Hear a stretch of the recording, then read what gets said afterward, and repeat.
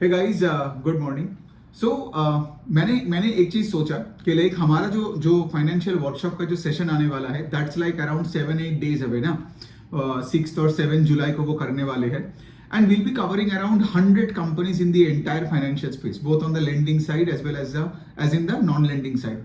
तो मुझे ये लगा कि ये जो अगला वाला वीक आने वाला है बिफोर द सेशन, इसमें मैं क्या करूंगा, धीरे धीरे करके छोटे छोटे ऐसे वीडियोस बनाऊंगा जहां पे let's say talk about the basic terminology, so that जब आप वो सेशन लाइव अटेंड कर रहे हो तो आपको ज्यादा दिक्कत ना हो, स्पेशली द वंस जिनका लेट्स से फॉर एग्जांपल आ रहा है विदाउट एनी फाइनेंशियल बैकग्राउंड, है ना। दूसरा एक चीज यही है कि लाइक अगर मैं लेट्स से वो सेशन में ज्यादा से ज्यादा सिर्फ बेसिक टर्मिनोलॉजी और फॉर्मूला में बात करता जाऊं तो मैं असली इनसाइट्स और कंपनीज के बारे में बात नहीं कर पाऊंगा उतना टाइम लेके, बिकॉज मेरा यहाँ पे इंटेंशन यही है ना कि लाइक आप वो सारे कंपनीज को जानो अच्छे से कि वो कैसे पैसे बना रहे हैं और अच्छे और बुरे कंपनीज में डिफरेंस क्या होते हैं, है ना।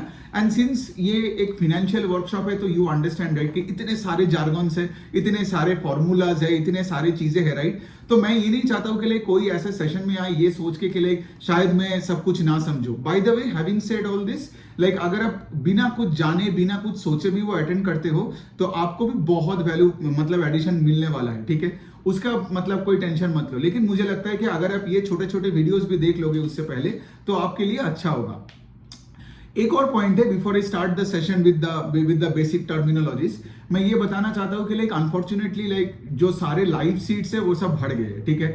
गूगल मीट में मेरे पास 500 सीट्स ही था और मेरे पास अभी कोई सीट्स बचा नहीं है। सो जो लोग मुझसे पिछले 2-3 दिन से पूछ रहे कि लाइक सर जी एक लाइव वर्कशॉप के लिए एक सीट हमें दिलवा दो and all that, the point is के लाइक इसमें तो लाइव नहीं होगा लेकिन आप रिकॉर्डिंग ले लो, बात तो वही है ना, राइट। क्योंकि वो वाले सेशन में जितना भी कुछ चीजें हम डिस्कस करेंगे वो सेशन का पूरा रिकॉर्डिंग और उसके साथ सोचिए ना जितना भी Q&A होगा वो भी आप सब सुन लोगे रिकॉर्डिंग में। और तीसरा चीज तो यही है ना कि लाइक वहां भी से लाइव सेशन में जो भी पार्टिसिपेंट सवाल पूछेंगे, राइट, वो जो सवाल जवाब का जो इंटरेक्शन होगा वो भी आपको रिकॉर्डिंग में मिल जाएगा।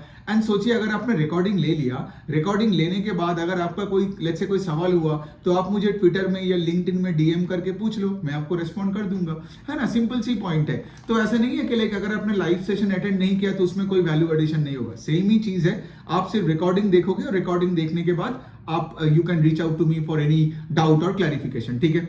तो यही वाला पॉइंट है। तो इसीलिए before I start the session again let me remind you कि जो सेशन का जो रिकॉर्डिंग वाला रिकॉर्डिंग का जो वीडियो का जो रजिस्ट्रेशन लिंक है वो मैं इस वीडियो का जो नीचे कमेंट सेक्शन में या डिस्क्रिप्शन में डाल दूंगा, ठीक है। तो now let's come to the main topic, ठीक है। कि क्या होगा कि सोचिए आज अगर आप कोई भी फाइनेंशियल के एंगल से देखो, मतलब कोई बैंक्स हो गया, एनबीएफसीज हो गई, ठीक है, ये सारे जो कंपनीज है इनमें जो भी बेसिक टर्म्स है वो हम सारे ऐसे छोटे छोटे वीडियोस करके कवर करेंगे। फिर जैसे for example if you go to the non lending space, let's say asset management companies, right, या फिर आपका कोई डिपॉजिटरी लाइक सीडीएसएल, फिर से आपका आरटीए मतलब यहाँ पे कैम्प्स एक कंपनी है, आरटीए मतलब रजिस्ट्रार एंड ट्रांसफर एजेंसी। तो ये सारे कंपनीज भी जब मैं कवर करूंगा तो उसके लिए भी तो बहुत सारे छोटे छोटे बेसिक टर्मिनोलॉजीज जो आपको जाननी चाहिए, राइट। तो यही सब कुछ मैं कवर करने वाला हूं, राइट, इन दिस वीक, ताकि वो सेशन में you come with a bit of preparation as well, ठीक है। आई गेस अगर आप लेट्स से फॉर एग्जांपल आज आप बहुत एक्सपीरियंस्ड हो इस स्पेस में तो शायद आपको लग सकता है कि ये एकदम बेसिक लेवल पे बात कर रहे हैं, लेकिन मुझे तो यहाँ पे अपना पूरा ऑडियंस का देखना है, राइट। सो यही हो गई बात। सो अभी लेट्स गेट स्टार्टेड। तो अभी हम क्या करते हैं, पहले हम लेंडिंग साइड पे बात करेंगे, फिर हम नॉन लेंडिंग में जाएंगे, ठीक है। और हर छोटे छोटे वीडियो में I talk about certain basic concepts. तो ये जो वीडियो है इसमें हम बात करेंगे एकदम बेसिक का कुछ कॉन्सेप्ट, मतलब से फॉर एग्जांपल एक बैंक कैसे पैसे बनाती है, ठीक है, और उसका कुछ बेसिक टर्मिनोलॉजीज जानेंगे इसमें। तो सबसे पहले है तो कि एक बैंक क्या है। बैंक एक फाइनेंशियल एक इंस्टीट्यूशन है। आप सभी ने देखा होगा बैंक का ब्रांच, राइट। आपने बचपन से लेके आपने देखा होगा कि लाइक सब बैंक्स में जाते हैं, सब अपना ट्रांजैक्शंस करते हैं, कोई इन्वेस्ट करने जाता है तो कोई पैसे उठाने जाता है एटीएम से, राइट। तो ये बैंक्स काम कैसे करता है, राइट, तो उस पर थोड़ा सा बात कर लेते हैं। तो पहला पॉइंट तो ये है कि आप देखो कि बैंक्स के पास खुद का अपना उतना पैसा नहीं होता है, तो वो क्या करते हैं, वो बाजार से पैसा उठाता है और उसी को ही लेंड करते हैं। Got it.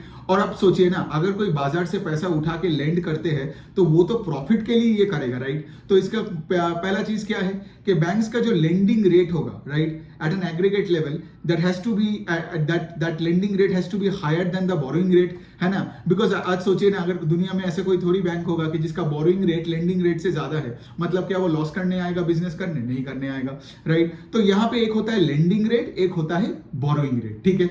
तो लेंडिंग रेट अगर बोरोइंग रेट से ज्यादा है तो बीच वाला जो टर्म है उसको हम बोलते हैं स्प्रेड, ठीक है। ये पहला टर्मिनोलॉजी जो आपने सीखा। तो ये जो स्प्रेड है यही वो बैंक का कमाई हुआ। Got it. अब थोड़ा सा, मतलब ये जो मैंने लेंडिंग रेट बोला और बोरोइंग रेट बोला, थोड़ा सा इन दोनों में थोड़ा सा और कुछ एक दो टर्म सीख लेते हैं। चलिए पहले बोरोइंग साइड में आते हैं। मतलब क्या है, सोचिए, जैसे मैंने बताया, सोचिए अगर एक बैंक के पास लेट से फॉर एग्जांपल 1000 रुपीज उसने बाजार से बोरो किया, ठीक है। तो बैंक का जो प्रोमोटर्स है या बैंक का या शेयर होल्डर्स है, उनको आप पकड़ लीजिए 100-200 रुपए उनका होता है अपना। बाकी जो 800-900 रुपए होता है वो बैंक उधार करते हैं बाजार से, ठीक है, मतलब उधारी में पैसा लेते हैं, ठीक है। और इसके लिए क्या है, वो जो पैसा उठा रहा है उसको बैंक को एक इंटरेस्ट रेट देना पड़ता है। Got it. तो फिर उसके बाद आपका पैसा आया, फिर उसने अपने पूरे पैसे को लेंड किया, राइट। तो ये जो साइड है, ये जब तुम बोल रहे हो कि लाइक पैसा उठाने का बाद, इसको हम बोलते हैं कॉस्ट ऑफ बोरोइंग। क्या है उसका कॉस्ट ऑफ बोरोइंग, मतलब आप किस रेट से पैसा उठा रहे हो। अब सोचिए, कोई भी फिनेंशियल के लिए जितना सस्ते रेट से आप पैसा उठाओगे उतनी आपके लिए अच्छा है ना। और जितना महंगा, मतलब लेट से फॉर एग्जांपल रेट में आप पैसा उठाओगे उतने आपके लिए थोड़ा बहुत बुरा है। तो ये बनता है एक और लॉजिक। अब सोचिए, सस्ते रेट, सबसे सस्ता रेट से कौन पैसा उठा सकता है, वो है कि लाइक जब आप करंट अकाउंट और सेविंग्स अकाउंट में पैसा उठाते हो। मतलब सोचिए, आज अगर मैं एक करंट अकाउंट में पैसा डाला तो करंट अकाउंट होल्डर्स को कोई इंटरेस्ट ही नहीं मिलता है, मतलब क्या, बैंक के लिए वो पूरा फ्री का मनी है। और सेविंग्स अकाउंट, जैसे आपका सेविंग्स अकाउंट होगा कोई भी बैंक के साथ, HDFC, SBI, कोटक, कोई भी बैंक आप सोच लो, सेविंग्स अकाउंट में आपको कितना मिलता है, 3, 3.5, 4% के आसपास, है ना। मैं एक एवरेज करके बता रहा हूं, ठीक है। मतलब क्या, अगर एक बैंक का करंट अकाउंट और सेविंग्स अकाउंट में बहुत पैसा उठाता है तो मतलब क्या, बैंक का बहुत अच्छा फायदा है। तो ये करंट और सेविंग्स, इस दोनों टर्म को मिला के हम बोलते हैं कासा, ठीक है। तो कोई भी बैंक का अगर आप देखोगे, the CASA percentage of total deposit is high. That means क्या, दैट मीन्स वो बैंक बहुत सस्ते रेट में पैसा उठा रहे हैं। Got it. नाउ आप बोलोगे what are the other ways of raising money. The other ways of raising money से बैंक ने कोई एक बॉन्ड्स इशू किया। मैं डिटेल में नहीं जा रहा हूं, मैं बेसिक समझा रहा हूं ना, बेसिक टर्मिनोलॉजी। डिटेल में हम सब सेशन में बात करेंगे। सो बॉन्ड्स अगर कोई इशू करता है तो मतलब क्या, वो बाजार से पैसा उठा रहा है। लेट्स से यहां पे आप सबने सुना होगा एक टर्म जिसको बोलते हैं टर्म डिपॉजिट। टर्म डिपॉजिट मतलब क्या, आपका एक लॉन्ग टेन्योर का एक बॉन्ड होता है जिसमें लोग डिपॉजिट करते हैं, मतलब पैसा डालते हैं। तो टर्म डिपॉजिट जब कोई करता है तो मतलब क्या, कस्टमर एक लॉन्गर टेन्योर के लिए बैंक में पैसा जमा कर रहा है, ठीक है। इसीलिए कस्टमर, अब सिंस लॉन्गर टेन्योर के लिए बैंक को पैसा दे रहा है, इसीलिए कस्टमर को तो रेट भी हायर चाहिए। तो टर्म डिपॉजिट में बैंक्स का cost of borrowing is always higher. Got it. जबकि current account and savings account, आपको तो पता ही रेट, आप कभी भी पैसा उठा सकते हो, पैसा डालो, पैसा उठाओ। जैसे आपका सैलरी अकाउंट जो होता है वो तो सेविंग्स अकाउंट ही हुआ, राइट। तो सिंस वो शॉर्ट टर्म मनी है, मतलब बैंक्स के पास आता है फिर चले जाता है, इसीलिए वहां पे रेट भी कम मिलता है।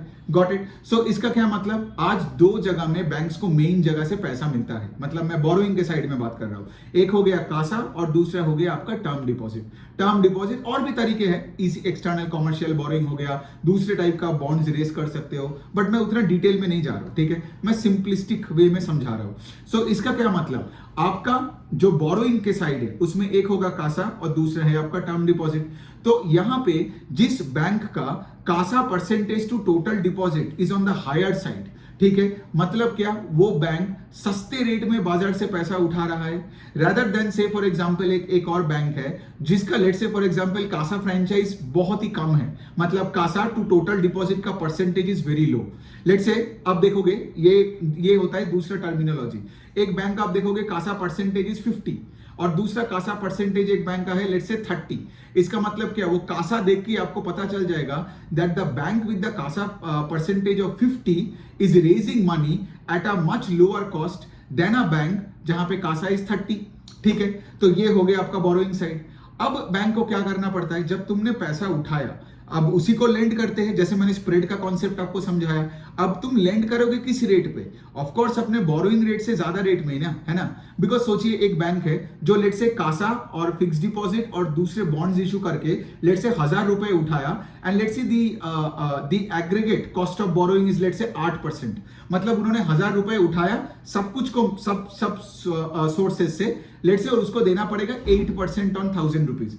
मतलब क्या, अगर बैंक बिजनेस करने आ रहे हैं, प्रॉफिट्स तो सबको चाहिए राइट, तो मतलब वो जो पैसा लेंड करेगा उसको 8% के ऊपर में देना पड़ेगा। Got it? मतलब क्या है, मतलब अगर लेट से आपने 8% से पैसा उठाया और आपने अगर 8% के नीचे या 8% के आसपास पैसा दिया तो आपके लिए तो कुछ नहीं बचेगा, है ना। तो स्प्रेड का कॉन्सेप्ट यही है कि सोचो आपने, अगर सिंपलिस्टिक वे में समझो कि आपने 1,000 रुपए उठाया एट 8% और आपने वही 1,000 रुपए को लेंड किया लेट से एट 14%, तो आपका स्प्रेड कितना बनता है? 14 माइनस 8 इज इक्वल टू 6%। तो आपको स्प्रेड का टर्मिनोलॉजी समझ में आ गया, आपको कासा समझ में आ गया। अब थोड़ा सा बात करते हैं ऑन द लेंडिंग साइड। तो सोचिए जब आप लेंड कर रहे हो, एक तो आपका हेडेक रहेगा राइट, कि लाइक हाँ भाई मैंने उस रेट से पैसा उठाया, तो मतलब क्या है, मुझे ऐसे ऐसे जगह में लेंड करना पड़ेगा ताकि मैं अपना प्रॉफिटेबिलिटी या स्प्रेड को देख पाऊं, है ना। कोई ऐसा दुनिया में बैंक नहीं होगा जो अपना स्प्रेड को घटा के बिजनेस करेगा या फिर बोलेगा मेरा स्प्रेड नेगेटिव हुआ तो चलेगा, नहीं ना, फिर उसका तो कोई शेयर होल्डर ही नहीं रहेगा, बिकॉज उस बैंक का प्रॉफिट ही नहीं रहेगा। Got it? सो बेसिकली अब जब लेंडिंग के साइड में आ रहे हो फिर आपको सोचना पड़ेगा। अब लॉजिकली आप सोचो, अगर आपने सस्ता पैसा उठाया, मतलब पैसा उठाया एट अ वेरी सस्ता rate, then you can lend to segment जो कि मोर सिक्योर्ड है, ठीक है। और let's say for example if you are a financial जिसको लेट्स से फॉर एग्जांपल सस्ता रेट में पैसा नहीं मिलता है, मतलब जैसे जिसका कासा नहीं है, तो उनको थोड़ा सा अनसिक्योर्ड सेगमेंट में लेंड करना पड़ेगा। Now what is secured and unsecured segment? Secured मतलब आपने एक बंदे को लेंड किया, मैं यहाँ पे बैंक के एंगल से बात कर रहा हूं, आपने एक बंदे को लेंड किया जिसका एक कोलैटरल है, वो है लेट्स से फॉर एग्जांपल उस बंदे का खुद का घर, तो ये हो गया सिक्योर्ड लेंडिंग, ठीक है, मतलब होम लोन्स। और दूसरा से फॉर एग्जांपल आपने एक और बंदे को लेंड किया, लेट्स से फॉर एग्जांपल जिसका कोई कोलैटरल है ही नहीं, जैसे फॉर एग्जांपल माइक्रो फाइनेंस का लोन। अब बताओ इन दोनों जगह में ज्यादा सिक्योरिटी कहां पे है? जिस बंदे का घर है ना, बिकॉज अगर वो पहला वाला बंदे ने मेरे पैसा मुझे वापस नहीं किया तो मैं उसका घर को लेके ऑक्शन करवा दूंगा और मैं अपना पैसा वापस ले लूंगा। लेकिन जो दूसरा वाला बंदा है जिसको मैंने अनसिक्योर्ड लेंडिंग किया, ठीक है, लेट से वो पैसा लेके वो भाग गया, ठीक है, फिर क्या, वो तो गया राइट, मतलब क्या हुआ, मतलब मेरे को तो और यहां पे कुछ नहीं मिला। तो यहां पे लॉजिकली सोचो कौन से जगह में आप हाई रेट में लोन दोगे, पहला वाला या सेकंड वाला? The answer is the second वाला, बिकॉज यहां पे मुझे हाई रेट ऑफ इंटरेस्ट चाहिए एज अ बैंक। क्यों? बिकॉज मैं यहां पे ज्यादा रिस्क लेके, मैं माइक्रो फाइनेंस में लेंड कर रहा हूं, ज्यादा रिस्क लेके ऐसे बंदे को दिया जिसका कोलैटरल नहीं है। लेकिन सोचो जिस बंदा, उसका एक अच्छा जॉब है और उसका अपना घर है और उसी घर में लेट्स से फॉर एग्जांपल कोई मेंटेनेंस के काम के लिए मैंने थोड़ा सा उनको लोन दिया, तो मुझे तो पता है कि बंदे का घर है, बंदे का पूरा फैमिली लेके वहां पे रहता है, तो यहां पे मैं क्या करूंगा, मैं उसको कम रेट में लेंड कर सकता हूं, है ना।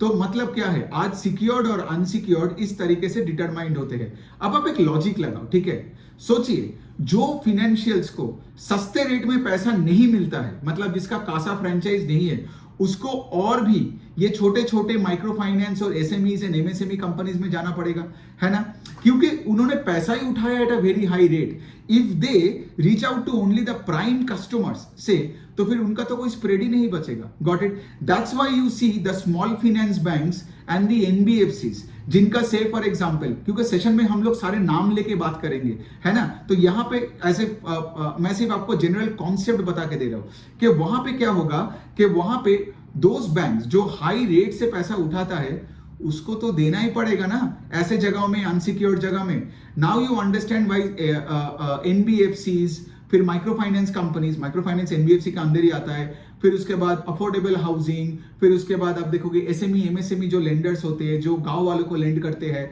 वहां पे क्यों करते हैं? बिकॉज इनका कासा फ्रेंचाइज नहीं है। जबकि इफ यू लुक एट से for example state bank of India, state bank of India में हमारे देश में सबसे मतलब आप देखोगे सारे गवर्नमेंट का जो भी सैलरी अकाउंट्स है गवर्नमेंट एम्प्लॉयज का, तो उनका तो बैंक कौन है? उनका स्टेट बैंक ऑफ इंडिया ही है। तो स्टेट बैंक का तगड़ा कासा फ्रेंचाइज है, इसीलिए स्टेट बैंक अगर गांव में ना भी घुस के वो लेंड करे, शहरों शेयरों में भी रहे तब भी वो पैसा बनाएगा, गॉट इट, मतलब उनका स्प्रेड बजाय रहेगा। So that is the whole game here, right, कि आप कहां पे लेंड कर रहे हो। सो बेसिकली क्या है, अगर आप बड़े बैंक हो और आपका एक बड़ा कासा फ्रेंचाइज है, राइट, मतलब CASA percentage to total deposit is high, then you can afford to lend to prime customers at a lower yield and maintain spread. But say for example, जैसे मैंने अभी बताया कि अगर आपका कोई कासा फ्रेंचाइज नहीं है या फिर CASA franchise to total deposit is a very low number, then that means what, आपको अनसिक्योर्ड जगह में सब प्राइम कस्टमर्स को लेंड करना पड़ेगा, है ना। अब इसका मतलब ये नहीं कि जो सब प्राइम कस्टमर्स है, राइट, वो खराब है, प्राइम कस्टमर्स ही अच्छे हैं। Don't get into a judgement mode, because ultimately बात आता है कोई भी फाइनेंशियल का कि वो कैसे पैसे को वापस ले रहा है, ठीक है। अगर लेट से कोई प्राइम कस्टमर को पैसे देके भी वो पैसा वापस नहीं ले पाता है और कोई लेट से सब प्राइम कस्टमर को देके उसका कलेक्शन टीम इतना अच्छा है कि वो पैसा वापस मिल रहा है, तो अब देखो कि पहले का स्टॉक गिर रहा है, दूसरे का स्टॉक ऊपर जा रहा है, राइट, बिकॉज अल्टीमेटली फाइनेंशियल्स का ना सबका रिस्क एपेटाइट अलग होते हैं, ठीक है। तो यहां पे ये चीज जानना आपके लिए बहुत इंपॉर्टेंट था। अब थोड़ा सा लेंडिंग साइड में ये वीडियो को एंड करने से पहले जान लेते हैं, जैसे आपने समझा कि सिक्योर्ड लेंडिंग कब करते हैं और अनसिक्योर्ड लेंडिंग में कब आपको जाना ही पड़ेगा, गॉट इट, जैसे ये कॉस्ट ऑफ बोरिंग के ऊपर डिपेंड करता है।